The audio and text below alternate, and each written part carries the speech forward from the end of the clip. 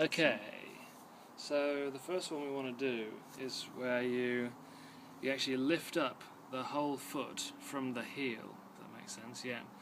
And because we're working the muscles which spread the toes, so that the foot can grip the floor, we want to just spread the toes there, and then slowly bring the foot down the floor.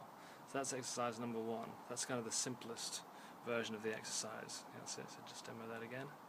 Spread the toes, down we go.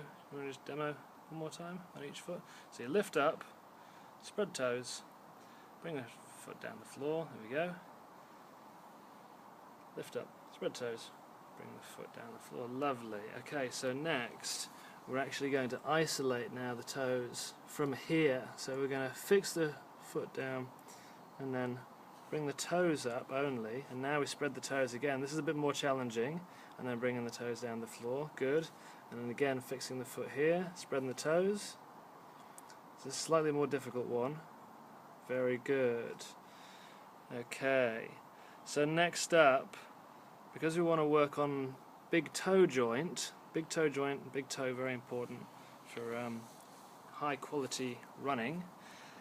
We want to actually isolate the big toe joint. So we'll isolate it first by keeping the toe down, lifting the other toes and spreading those toes.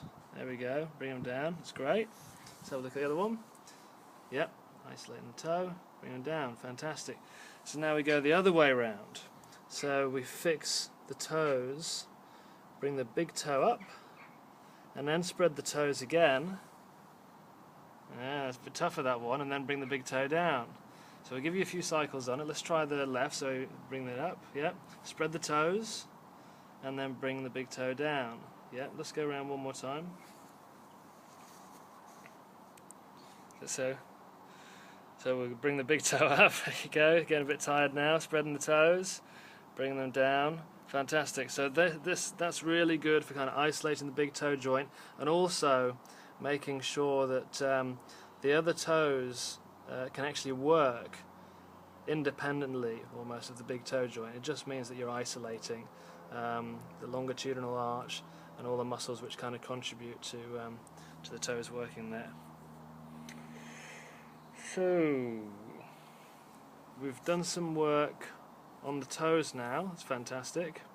Now I want to start talking about the two arches of the foot. So we've got the transverse arch, very good, there we go. See the transverse arch there across the knuckles. And we'll have a look at the other one there. So that's activating the transverse arch. So a lot of us know about the longitudinal arch, as it's called, which is underneath the foot. That's all. That's very important as well. But for now, we'll focus on the transverse arch. So what Sarah's doing here is she's not actually trying to grip with the toes. Okay, so she's trying to keep the toes relatively relaxed. She's actually trying to grip with this part of the foot here. So you're actually trying to grip the floor with the foot as a whole, rather than the toes. Yeah, so you can see here a little bit, the toes working a little bit too hard. So Sarah's feet are very mobile and very strong, but maybe a little bit more work there. So that's gripping the floor. So that's the final exercise here. So once you can do these exercises, do them every day. And once you can do them, well, to this ability, you should be well on your way to having some strong feet for running.